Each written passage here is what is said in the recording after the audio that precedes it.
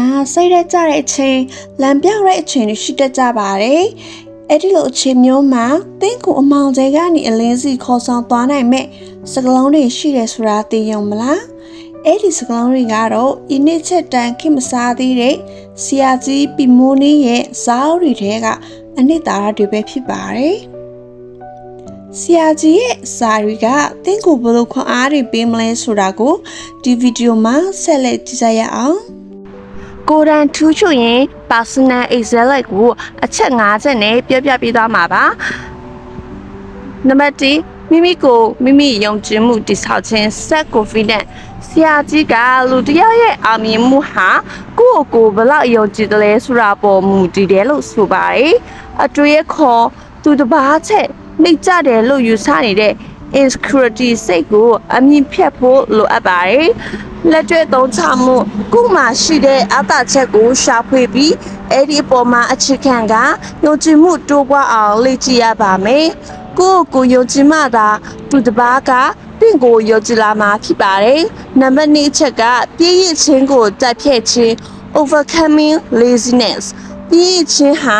အမြင်မှုလမ်းကြောင်းပေါ်ကအကျဉ်းမဆုံးသောအတားအဆီးလို့ဆရာကြီးကပြည့်ပြည့်တသားထောက်ပြထားပါတယ်။ယနေ့လုံးယခုလုံးမနေ့ဖြန်မှလုံးမဲ့ဆိုတဲ့အလေးချင်းဟာလူကိုအဆုံးအထိဆွဲချသွားနိုင်ပါတယ်။တက်ကြွခြင်းအလုပ်တစ်ခုကိုစလုပ်ဖို့ဝေခွဲမရဖြစ်နေတာတဲ့ဆိုင်ရင်မားသည်ဖြစ်စေမန်သည်ဖြစ်စေစကြလိုက်ဖို့ကပိုရေးကြည့်ပါတယ်အလုပ်ချင်းကသာလူကိုတက်ကြွလန်းဆန်းစေပါတယ်နံပါတ်3ချက်ကတော့အချင်းကိုတန်ဖိုးထားခြင်း time management အချင်းဆိုတာပြန်မရနိုင်တဲ့ရည်တနာဖြစ်လို့အချင်းကိုစနစ်တကျမစီမံမခန့်ခွဲနိုင်လို့ရှိရင်ဘဝမှာဘယ်တော့မှထူးချွန်လာမှာမဟုတ်ပါဘူးအကျိုးရှိသောအလုံးတနေ့ကြာမှအချင်းဖြုံးနေတဲ့အလုပ်တွေကိုစီရင်လုပ်ပြီးပယ်ဖျက်ရပါမယ်ဦးစားပေးသတ်မှတ်ခြင်းအရေးကြီးတဲ့အလုပ်ကိုအရေးဆုံးပြီးအောင်လှုပ်ဆောင်တဲ့အလေးကျင့်ကိုပြိုးထောင်ရပါမယ်နံပါတ်4ချက်ကတော့ပညာရှာမြင့်ခြင်းနဲ့ဖို့တုတ seeking knowledgeသူတို့တရားဖြစ်ဖို့ဆိုလို့ရှိရင်ခင်းတဲ့ညီဖို့တုတတွေအများအားပြည့်စုံနေဖို့လိုပါတယ်စာဖတ်ခြင်းဆရာကြီးကစာဖတ်ခြင်းကိုအလွန်တက်တွန်းထားပါတယ်စာဖတ်ခြင်းဟာသူတစ်ပါးရဲ့ဘဝကိုအတွေ့အကြုံတွေကိုအချင်းတုံအတွေ့ရယူနိုင်တဲ့အတွက်အကောင်းဆုံးနည်းလမ်းဖြစ်ပါတယ်လေးလာသိယူလို့စိတ်ငါသိပြီးသားပဲဆိုတဲ့စိတ်ကိုဖျောက်ပြီးအမြဲတမ်းသင်ယူလို့တဲ့စိတ်ဓာတ် student mindset ထားရှိရပါမယ်နံပါတ်5ချက်ကတော့အကျိစာရိတနဲ့စီကံ character and discipline အရေးချင်းရှိအောင်နဲ့မလုံလောက်ပဲစီကံရှိဖို့နဲ့ဇာရိတကောင်းဖို့ကလည်းအဓိကကြပါတယ်ဂတိတီချင်းပြောတဲ့အကြံလုပ်ချင်းအချိန်တိကျချင်းဟာလူတစ်ယောက်ရဲ့တန်ဖိုးကိုညှိကျင်ပေးပါတယ်စိတ်ခံမှမှုအခက်အခဲနဲ့ကြုံရတဲ့အခါအရှုံးမပေးပဲပန်းတယ်ရအောင်ဆက်ရှောင်းနိုင်တဲ့ဇွဲရှိဖို့လိုအပ်ပါတယ်ညီကုန်းချုပ်ကတော့ဆရာကြီးပီမိုးနီရဲ့ကိုယ်တိုင်ထွချွတ်ရင်းဆောင်မှာအဓိကကျတဲ့ဆောင်မှုကတော့ယနေ့ဖတ်ယနေ့ပြည်ယနေ့လုပ်ဖြစ်ပါတယ်စာဖတ်ယုံနဲ့တည်းမပြီးသေးပဲမိမိရဲ့အကျင့်ဆိုးတွေကိုချက်ချင်းပြင်ပြီးလက်တွေ့လှုပ်ဆောင်မှသာထူးချွန်သူတယောက်ဖြစ်လာမှာဖြစ်ပါတယ်သင်ဟာထူးချွန်တဲ့ဓာတ်လက်ဖြစ်အောင်ကိုယ်အမြဲသွင်းနေမယ်ဆိုလို့ရှိရင်အခွင့်အရေးဆိုတဲ့တိပင်ကိုခုတ်လဲဖို့အစဉ်အသင့်ဖြစ်နေပါလိမ့်မယ်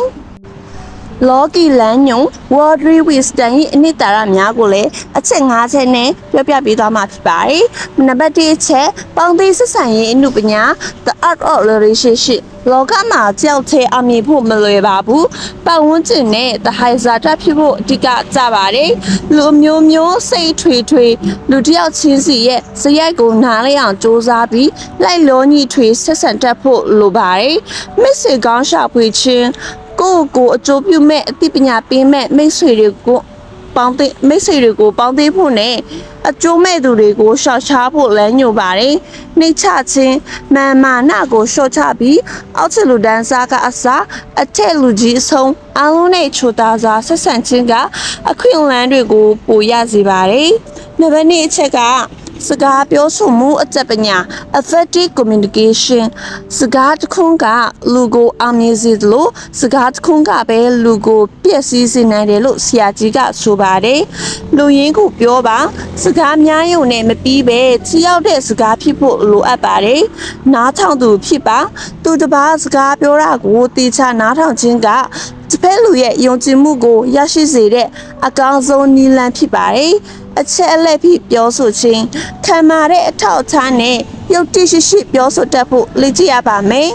နံပါတ်3အချက်ကတော့စီးပွားရေးနဲ့ငွေကြေးစီမံမှု wealth and the stewardship လောကီလမ်းညို့မှာစီးပွားရှာခြင်းနဲ့ငွေကြေးကွန်တေခြင်းကအရေးကြီးတဲ့အခန်းကဏ္ဍကပါဝင်ပါတယ်။ငွေကိုတန်ဖိုးထားပါငွေကိုဖြုန်းတီးဖို့မဟုတ်ပဲအရေးအနည်းဖြစ်သုံးစွဲတတ်ဖို့လိုပါတယ်။အခွင့်အလမ်းကိုမျက်စိဖွင့်ကြည့်ပါလူတိုင်းရဲ့ဘေးနားမှာအခွင့်အလမ်းတွေရှိနေတတ်ပြီးပါနတ်တဲ့သူကသာအဲ့ဒါကိုဖန်ဆုံနိုင်ပါတယ်။ယူသား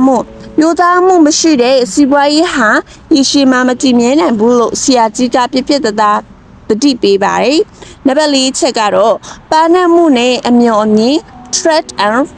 foresight လူတော်ယုံတင်မကပဲလူပါဖြစ်ဖို့လဲလူအပ်ပါတယ်အခြေအနေကိုသိချင်းဘယ်အချိန်မှရှစ်တိုးရမလဲဘယ်အချိန်မှနောက်ဆုတ်ရမလဲဆိုတာကိုဝေဖန်ပန်းချနိုင်ရပါမယ်ကြိုတင်ပြင်ဆင်ခြင်းဘာပဲလို့အစီအစဉ် plan ရှိဖို့နဲ့အဆိုးဆုံးအတွက်ကြိုတင်တွေးတောထားဖို့လိုအပ်ပါတယ်နံပါတ်5ဂုဏ်သိက္ခာနဲ့ကိုယ်ကျင့်တရား character and reputation အမြင်မှုနာကိုလိုက်ရင်ကိုယ့်ရဲ့ဂုဏ်သိက္ခာကိုအပုံးပဲ့မခံဖို့လမ်းညွှန်ထားပါတယ်။ယုံကြည်ရသူဖြစ်ပါတကြင်ကတိပြည့်ရင်နာမည်ပြတ်သွားတတ်ပါတယ်။ဒါကြောင့်လူတကာယုံကြည်ရတဲ့သူ reliable person ဖြစ်အောင်ကြိုးစားရပါမယ်။ကိုချင်းစာတရားကိုအတွက်ပဲမကြည့်ပဲလူတစ်ဖက်လူရဲ့အကျိုးစီးပွားကိုပါချက်တွေးပေးချကရရှိအောင်မြင်မှုကိုပေးပါတယ်။ဒီကုန်းချုပ်အနေနဲ့ကတော့လောကီလမ်းညွှန်ဆိုတာလူမှုဗေဒနဲ့စိတ်ပညာကိုလက်တွေ့ဘဝထဲမှာဘယ်လိုသုံးဆောင်ရမလဲဆိုတာပြသထားတဲ့မြေပုံတစ်ခုပဲဖြစ်ပါတယ်။လောကကြီးမှာရှင်သန်ရတာဟာစီးမြစ်ပြင်မှာစက်ပွဲဝေရတာနဲ့တူပါတယ်။အဲ့ဒီတက်ပွဲမှာအောင်နိုင်ဖို့အတွက်သင်ဟာတတိရှိုံတင်မကပဲနီးပြူဟာနဲ့လည်းနီးပြူဟာတွေကြွားဖို့လဲလိုအပ်ပါတယ်။နောက်ဆုံးတန်းချက်ဖြစ်တဲ့စိတ်ရဲ့စွမ်းအား the power of man ဤအနိတရာများကိုလည်းအချက်5ချက်နဲ့ပြောပြပေးသွားမှာပဲဖြစ်ပါတယ်နံပါတ်1အချက်အကျွေးတီလက်တွေ့ဖြစ်လာသည် thought are thing ဆရာကြီးကလူတစ်ယောက်ဟာသူတစ်နှစ်ကြာလုံးဘာတွေတွေးနေတယ်လဲဆိုတာရဲ့ရလက်ပဲဆိုလိုပါတယ်အဓိကအချက်ကတော့ကျွန်တော်တို့ရဲ့စိတ်ထဲမှာအမြဲတမ်းစွမ်းလန်းနေတဲ့အကျွေးတွေကတန်လက်တစ်ခုလိုပဲပြင်ပလောကကအချင်းတွေတွေကိုဆွဲယူတက်ပါတယ်လက်တွေ့အသုံးချမှုအောင်မြင်ခြင်းရင်အောင်မြင်မှုကိုအရင်တွေးပါရှုံးနေမှာကိုကြောက်ရင်ရှုံးနေမှုကတကယ်ရောက်လာတတ်ပါတယ်ဒါကြောင့်အစိတ်ကိုကောင်းမြင်စိတ် positive thinking နဲ့အမြဲဖြစ်ချဖို့လိုအပ်ပါတယ်နံပါတ်2အချက်ကစိတ်ဆွဲလန်းမှုနဲ့အာရုံစူးစိုက်မှု concentration စိတ်ဆွမ်းအားဟာနေအောင်ကြီးကိုမှန်ဘလူးနဲ့စူးစုံလိုက်တဲ့လိုမျိုးတနေရာထဲမှာစုစည်းလိုက်ရင်အရာကိုဖောက်ထွင်းနိုင်တဲ့အစွမ်းရှိပါတယ်။အာယုံပြတ်မလွင့်စေဖို့